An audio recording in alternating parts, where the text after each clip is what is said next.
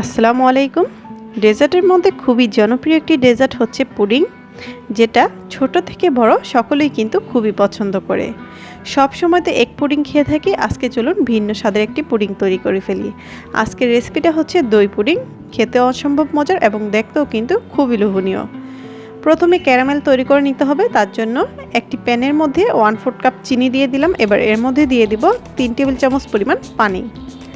চুলার আঁচটা লোতে রেখে ক্যারামেলটাকে তৈরি করে নিতে হবে। কোনোভাবে এর মধ্যে চামচ বা কোনো কিছু ব্যবহার করা যাবে না। প্যানটাকে এরকম করে ঘুরিয়ে ঘুরিয়ে ক্যারামেলটা তৈরি করতে হবে যতক্ষণ না সুন্দর কালার চলে আসছে। এর থেকে বেশি কালার করা যাবে না, তাহলে কিন্তু ক্যারামেলটা তিতা হয়ে যাবে। এবার এটাকে নামিয়ে নিচ্ছি। তারপর যে পাত্রে পুডিংটা সেট করব সেই পাত্রে এটাকে ঢেলে নিয়েছি। এখানে 5 ইঞ্চি একটি মোল্ড নিয়েছি। আজকে আমি পুডিংটি একটি ডিম দিয়ে তৈরি করব। তার জন্য এখানে আমি 5 ইঞ্চি মোল্ড নিয়েছি। আপনারা চাইলে 4 ইঞ্চি মোল্ডেও করতে পারেন। ক্যারামেলটা গরম থাকা অবস্থায় এর মধ্যে ঢেলে সাথে সাথে এটাকে ঘুরিয়ে ঘুরিয়ে চারদিকে ছড়িয়ে দিতে হবে, তা না হলে কিন্তু এক সাইডে ক্যারামেলটা সেট হয়ে যাবে। এবার এটাকে সেট হওয়ার জন্য একটি সাইডে রেখে দিব। অপরদিকে একটি বাটির মধ্যে জাল করে নেওয়া ঠান্ডা দুধ নিয়েছি। আমি 1/2 লিটার পরিমাণ দুধকে জাল করতে করতে 1.5 কাপে পরিণত করেছি। 1/2 লিটার দুধ সাধারণত 2.5 কাপের মতো হয়। যেহেতু আমি এটা দই পুডিং করব, তাই এখানে আমি 1.5 কাপ করেছি। যদি আপনারা দই ব্যবহার না করে শুধু ডিম দিয়ে করতে চান, সেক্ষেত্রে এখানে দুধটাকে 1 কাপে পরিণত করবেন জাল করতে করতে। এর মধ্যে আমি 3 টেবিল চামচ চিনি দিয়ে দুধটাকে খুব ভালো মতন জাল করে ঘন করে নিয়েছি। এবার এর মধ্যে একটি ডিম দিয়ে দিলাম। এবার ডিমটাকে খুব ভালো মতন ফেটিয়ে নিচ্ছি। আপনারা কিন্তু দই ছাড়াও এটা তৈরি করতে পারবেন, তবে আমি যেটা বললাম অবশ্যই সেটা করবেন। আমি যেহেতু দই দিব, তাই এখানে আমি 1.5 কাপ করেছি। আপনারা যদি শুধু ডিম দিয়ে করতে চান, সেক্ষেত্রে এখানে দুধটাকে জাল করে 1 কাপ করে নেবেন, তাহলে পুডিংটা একদম পারফেক্ট হবে। অপরদিকে একটি বাটির মধ্যে আমি নিয়েছি 1/2 কাপ পরিমাণ মিষ্টি দই। আপনারা কিন্তু চাইলে এখানে টক দই নিতে পারবেন, তবে সেক্ষেত্রে কিন্তু দুধ জাল করার সময় চিনির পরিমাণটা আরও একটু বাড়িয়ে দিতে হবে।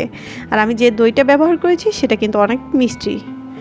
দইটাকে খুব ভালো মতন ফেটিয়ে নিয়েছি। এবার একটি ছাঁকনি দিয়ে দুধ এবং ডিমের মিশ্রণটা এর মধ্যে দিয়ে দিচ্ছি। অবশ্যই কিন্তু ছেঁকে দিতে হবে দই দেওয়ার আগে।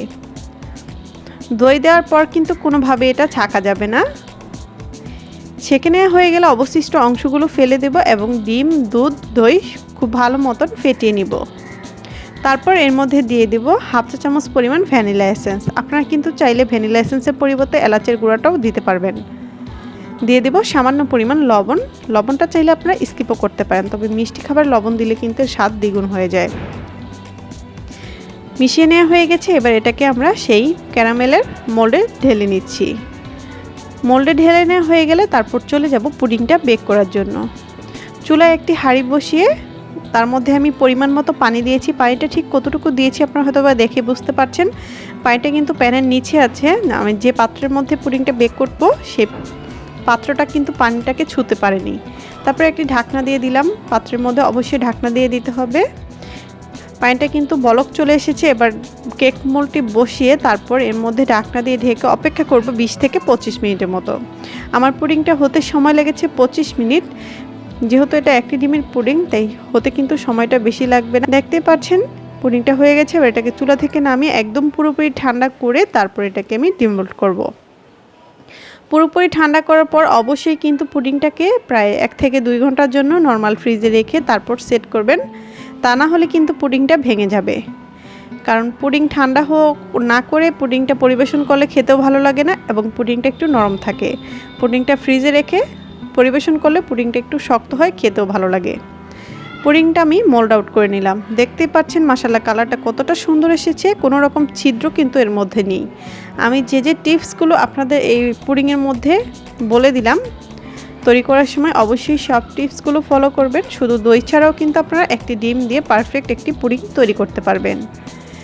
আশা করব আমার আজকের রেসিপিটি ভালো লেগেছে। রেসিপিটি যদি ভালো লাগে প্লিজ চ্যানেলটি সাবস্ক্রাইব করে পাশে থাকবেন। আজকে এখানেই বিদায় নিচ্ছি। ইনশাআল্লাহ দেখা হবে নতুন কোনো রেসিপিতে।